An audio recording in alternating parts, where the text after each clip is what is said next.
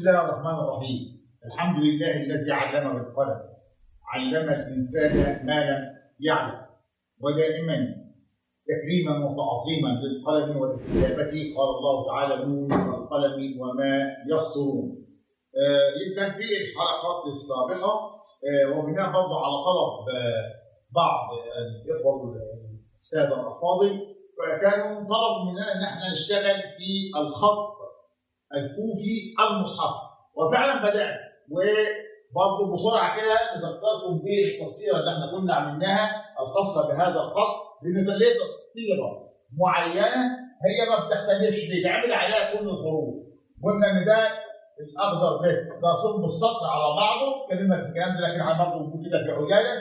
الخط اللي فوق ده اسمه أعلى صلب السطر، الخط اللي هو اسمه أسفل صلب الخط، الخطين مع بعض كده أهو اسمهم صلب السطر. ثم بننزل ده الفرق ما بينهم، انا بسيبها بينهم 7 مللي، ثم بننزل 4 مللي، ثم 7 7 7، واللي تحت خالص ده اسمه اقصى نزول. ومن اسفل صلب السطر بنقيس 56 وبنعمل الخط بتاعنا يبقى ده بنسميه اقصى ارتفاع. واشتغلنا على هذه التسطيره. اول حرف في الكوفي المصحفي وهو حرف الالف الذي له عده اشكال. احنا خدنا شكلين، فاضل شكلين، وبما اننا يعني عرفنا ازاي بنشتغل، يبقى ان شاء الله هيكون الشغل يعني فيه نوع برضه من السرعه، لان احنا عرفنا المبادئ العامه. اذا فلنبدا. يبقى برضه المثلث بتاعنا علشان بنيجي نعمل خط، اهم حاجه ان الخط بتاعي او ده اهو كده اهو بيكون قائم. اذا انا بنحط المثلث بهذا الشكل، وبنعمل انا يعني بدايه كده، بدايه بالشكل ده كده. من هذه البدايه انا بنقيس، واحنا كنا قلنا برضه ان احنا لو ماشيين بافق كده المسافه هنا بتكون 7، راسي المسافه بتكون هنا 8، يبقى احنا هنعمل الالف، يبقى برضه الالف ديت برضه بيكون المسافه بينهم 8. يبقى احنا عاملين هنا كده، كنا قاعدين 7 4 7 عشان مثلا نعمل اللي هم التفصيله دي، تمام؟ يبقى هنا برضه لكن هنا بما انها راسي يبقى بناخد 8 تاني، وبنيجي ننزل بهذا الشكل. طبعا الكلام ده احنا قلنا خلاص احنا عارفينه اهو، ده خط مساعد. هنا بننزل درجه ميل، درجه الميل دي مقدارها 2 مللي اللي هي لغايه هنا كده اهو. يبقى انا بننزل بدرجه الميل بتاعتي اهي، وكاني كده انا عملت الترويسه بتاعتي اهي.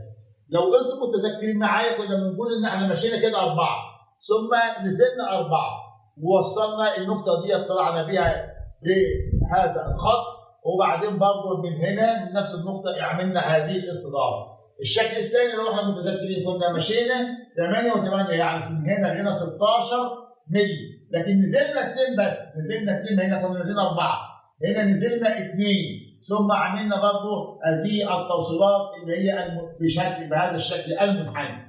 في المره ديت اذا كنا مشينا 16 لا هنزود كمان 8، يبقى هنمشي 24. يبقى عندي ادي 8 اهي عشان بس نعرف انهم 3 8 وادي 8 كمان، هنا بقى كده 16 زي ديت، لا يعني انا هنزود واحده كمان. يبقى اذا هذه المسافه اهي لغايه كده، المسافه دي من هنا لهنا اهو، نعمل كده برضه خط بسيط رفيع اهو. يبقى من اول هنا لغايه هنا مشينا 3 سمك، 3 سمك. السمك بيساوي 8 مللي، يبقى 3 في 8 يساوي 24 مللي. اذا المسافه من هنا لغايه هنا 24 مللي. قلنا نزلنا هنا 4، هنا نزلنا 2، هنا مش هننزل، يبقى من نفس النقطه دي، هنحاول ناخد منحنى بهذا الشكل اهو كده اهو، ونطلع واحده واحده عشان نظبط نفسنا اهو. يبقى احنا خدناها بهذا الشكل،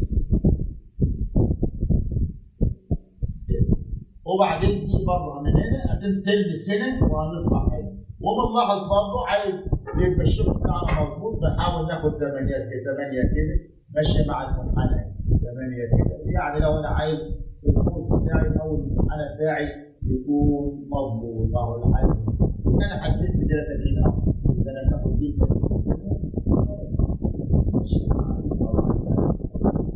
هذا الشكل.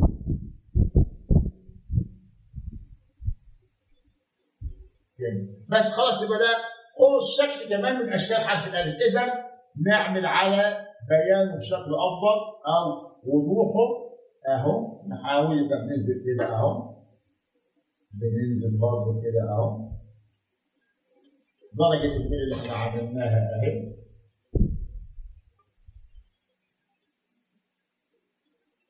عشان بس نعمل حساب صوت التباشير تحت اهو، ما فيش كده خلاص. اذا هنخلينا حتى مش هنلون ولا حاجه، نخلينا باللون الابيض. ايه المشكله يعني؟ نخلينا باللون الابيض اللي احنا اشتغلنا بيه اهو. بس ناخد دي كده اهي، احنا بس بنبينه كده بنظلله عشان يكون اكثر بيانا او وضوحا بمعنى صح.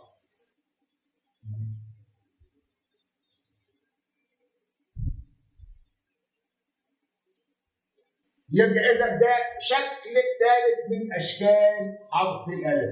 هيبقى ان احنا برضه عايزين ناخد الى حد ما كل الاشكال تقريبا في الحرف الواحد، ان احنا قلنا ان الحرف الواحد له عده اشكال. كده خدنا 3 اشكال من اشكال حرف الالف بس، حتى احنا عملنا ده باللون الابيض اللي اصبح ده لون وده لون وده لون. هناخد شكل كمان وهو الشكل الاخير او الشكل الرابع من حرف الالف، برضه ببساطه الدنيا اصبحت سهله وبدون كلام اهو. برضه بننزل بخط قائم عدل كده، الدنيا بقت سهله بالنسبه لنا ومعروفه. ناخد ال8 بتوعنا، لذلك كل ما بنشتغل في الكوفي كل ما بنحس بالسهوله بتاعته اهو، لان الحاجات دي مكرره في بصيره معينه ما بتختلفش. نلاحظ ان ده صوت السطر، احنا ماشيين مع صوت السطر واحد اهو. طيب هنا هنعمل ايه؟ هنا انا هننزل اولا هنطلع كده 4 فقط، هنطلع 4 بس اهو. طلعنا شويه اللي احنا طلعناهم دول كده، دول 4 مللي فقط. بس نخلي بالنا من الملاحظه ان احنا كنا ماشيين هنا دايما بنروح شمال يمين، بنروح يمين، بنروح يمين. لا المره دي احنا هنروح شمال، بننزل هنا 2 مللي فقط. ماشيين كده 4 وهنا 2 مللي بس. انا هناخد الحته دي ونوصلها بالحته دي كده وهناخد هذا الجزء علشان نطلع بيه خلاص. خلص، شكرا. نستعمل بس كده شويه من حضراتكم.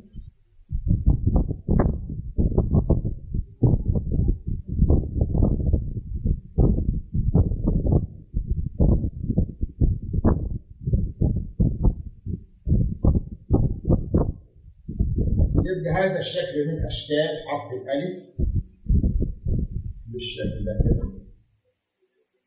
نعمل الاول درجه الميل اللي هي 2 مللي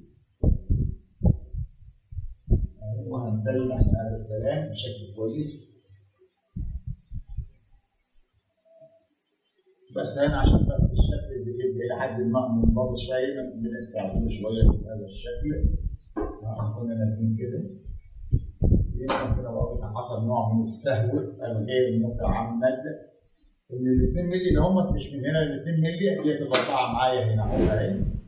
بنطلع 2 مللي من تحت حتى ينضبط الخط.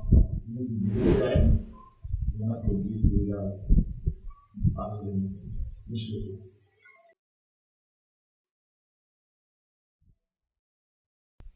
يبقى بنبين الحرف بتاعنا اهو.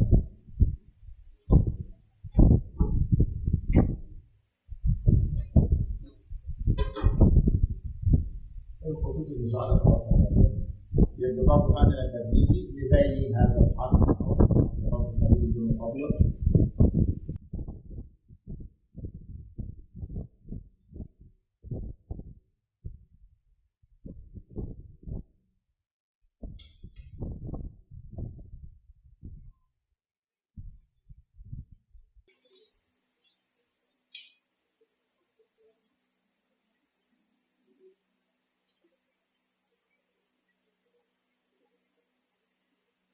يبقى اذا ده الشكل الاخير من حرف الالف. اللي عندنا 4 اشكال لحرف الالف.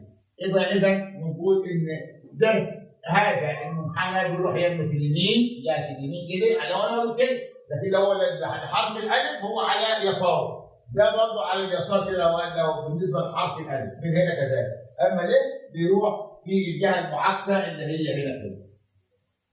يبقى انا بنكتب اي كلمه احمد مثلا فرض، حبيت تعمل الالف ديت مفيش مشكله، حبيت تعمل الالف دي مفيش مشكله، حبيت تعمل الالف دي مفيش مشكله، حبيت تعمل الالف ديت مفيش مشكله.